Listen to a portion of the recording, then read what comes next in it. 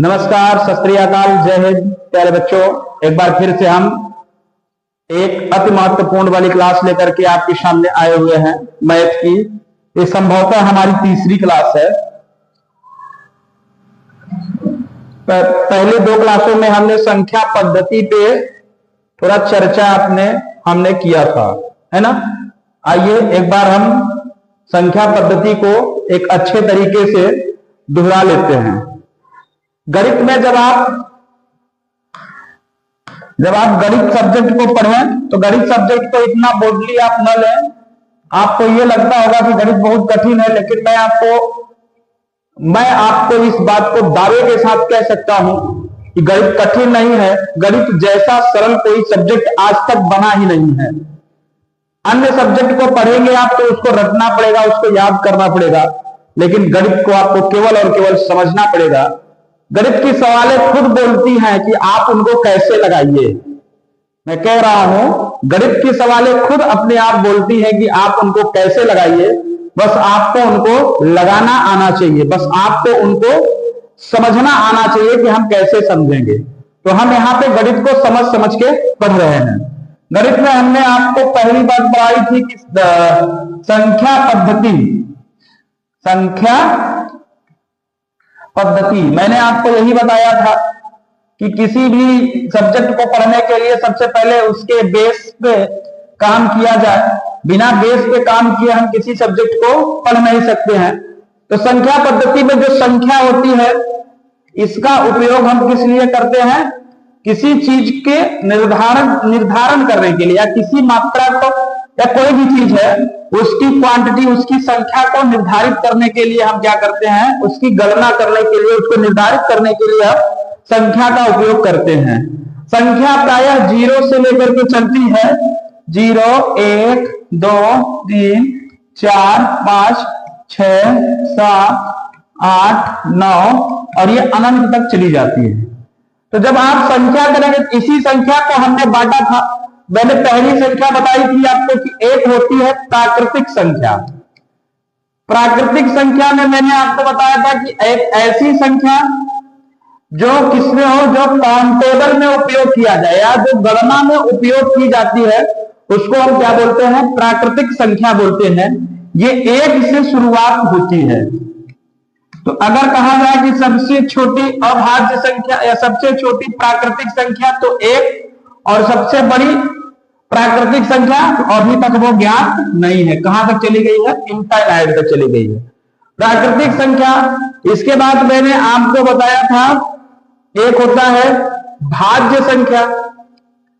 भाज्य क्या मतलब? एक ऐसी संख्या जो स्वयं और एक के अलावा किसी भी संख्या से कट जाए, उसे हम भाज्य संख्या के रूप में जानते हैं। जैसे 4, 6, 8, 9, इनमें क्या है? इत्यादि। इनमें है क्या?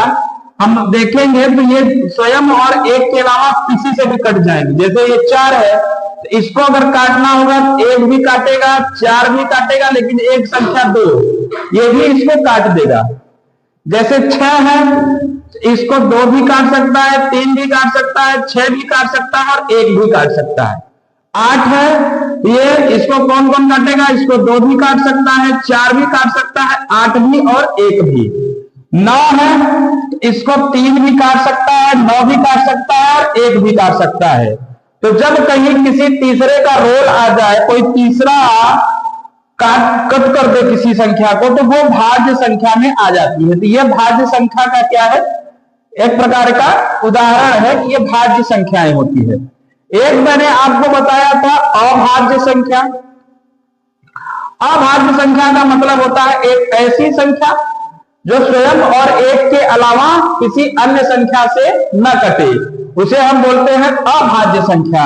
और ये है आपका 2, 2 के बाद 3, 3 के बाद 5, 5 के बाद 7, 7 के बाद 11, 11 के बाद 13, ऐसे बढ़ता चला जाएगा। देखिए 2, 1 और 2 के अलावा किसी अन्य संख्या से नहीं कट रहा है।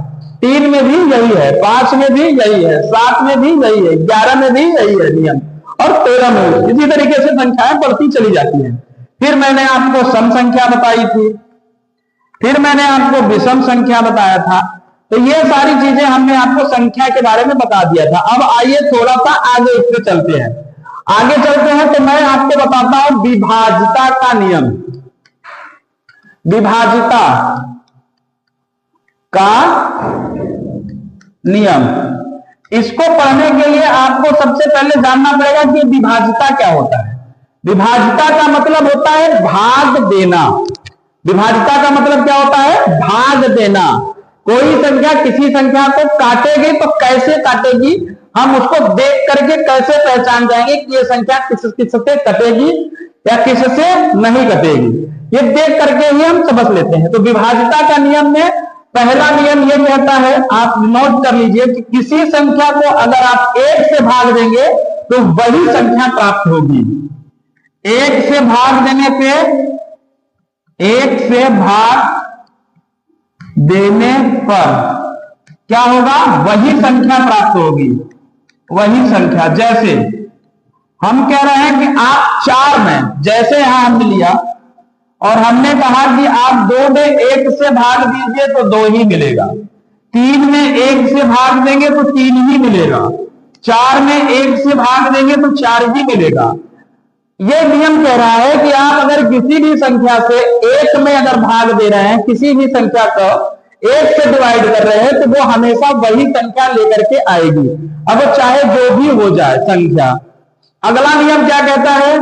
0 से अगर भाग देंगे तो क्या होगा? 0 से भाग, किसी भी संख्या में अगर आप 0 से भाग देंगे तो वो अपरिभाषित हो जाएगा। जैसे 2/0 हमने लिखा तो इनफाइनाइट में चला जाएगा, ये अपरिभाषित हो जाएगा। तो इस चीज को आप हमेशा ध्यान रखिएगा कि अगर आप किसी भी संख्या को 0 से डिवाइड करेंगे तो ये कहां पे चला जाएगा? ये चला जाएगा आपका इनफाइनाइट में, यानी ये अपरिभाषित हो जाएगा। हिंदू में अपरिभाषित बोलते हैं, मतलब ये अपरिभाषित हो जाएगा, इसको परिभाषित नहीं किया जा सकता है। ये विभाजिता के नियम है। फिर अब हम आते हैं, पहले मैंने 1 से बताया, फिर 0 से बताया, अब चलते हैं 2 से विभाजिता के नियम की ओर। कहां चलते हैं? 2 से विभाजिता के नियम की ओर। ठीक है, आइए देखते हैं 2 से विभाजिता, 2 से विभाजिता का नियम। यह नियम यह कह रहा है कि आप किसी भी संख्या को कैसे पहचानेंगे कि ये केवल और केवल 2 से ही विभाजित होगी। अब मैंने यहां पे बहुत सारी संख्याएं लिख दी और मुझे नहीं पता है तो फिर मैं लगातार भाग देता जाऊंगा, तो ये तो संभव है नहीं कि मैं लगातार भाग देता जाऊं तो मैं पहचानूं, ऐसा तो होगा नहीं। तो सबसे पहले मुझे क्या करना पड़ेगा?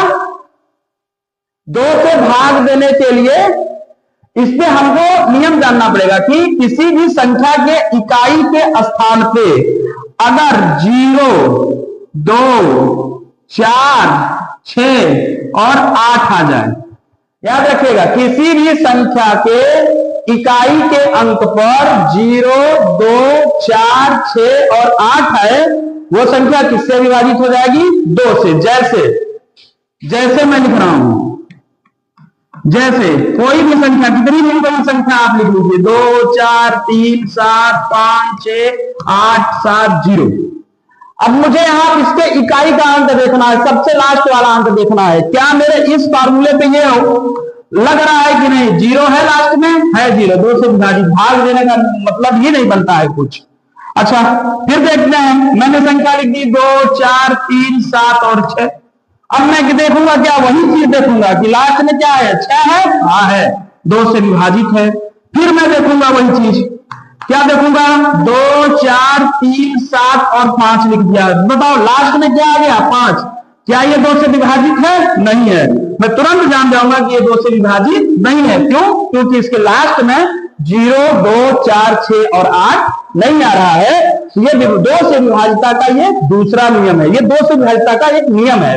और जो संख्या 2 से विभाजित हो जाती है उसको हम सम संख्या भी कहते हैं। तो याद रखिएगा कि सम संख्या क्या है? ऐसी संख्या जो 2 से क्या हो जाए? विभाजित हो जाए, उसको हम सम संख्या कहते हैं, और जो संख्या 2 से विभाजित नहीं होती है उसे हम विषम संख्या के नाम से जानते हैं। आइए 3 से विभाजिता का नियम देखते हैं। 3 से विभाजिता, विभाजित संख्या, 3 से विभाजित संख्या में बताया जाता है कि जिन संख्या के अंकों का योग, क्या कह रहा है, अंकों का योग अगर 3 से विभाजित है, अंकों का योग डिवाइड होना चाहिए किससे, 3 से। वो संख्या किससे विभाजित हो जाएगी, 3 से। जैसे देखिए, जैसे हमने लिखा 3, 4 और 5, ठीक है, एक संख्या लिखा 3, 0 और 7। अब इसमें हम अंकों का योग करेंगे। अंक कौन कौन से हैं इसमें, 3 + 4 और +5, जोड़ दीजिए इसको। 3, 4, 7, 5, 12। क्या 12 3 से डिवाइड है, हाँ डिवाइड हो। 3 चौके 12, 4 आ गया। यहां देखिए 3 + 0 + 7, 7 3 10, क्या डिवाइड है, नहीं है। या हम ये भी कह सकते हैं कि इनका हम अंकों का योग 1 डिजिट तक लेकर के जाएंगे। अगर अंकों का योग 1 डिजिट तक लेके जाएंगे तो क्या आना चाहिए, 3, 6 और 9। अगर आ गया तो किससे विभाजित हो जाएगी, 3 से। जैसे कोई संख्या लिख के मैं दिखाता हूं, 3, 4, 5 और 6, देखो फिर, है ना, अंकों का योग किया जाए।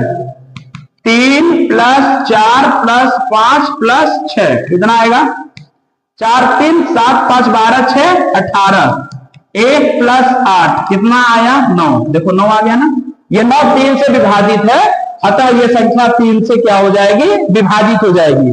2 से विभाजित में मैंने आपको क्या बताया, संख्या के लास्ट में क्या आना चाहिए, 0 2 4 6 और 8 आना चाहिए। 3 से विभाजित में मैंने आपको क्या बताया है, अंकों का योग किससे विभाजित होना चाहिए, 3 से विभाजित होना चाहिए। वो संख्या 3 से विभाजित हो जाएगी। एक और देखते हैं, अगला 4 से विभाजिता।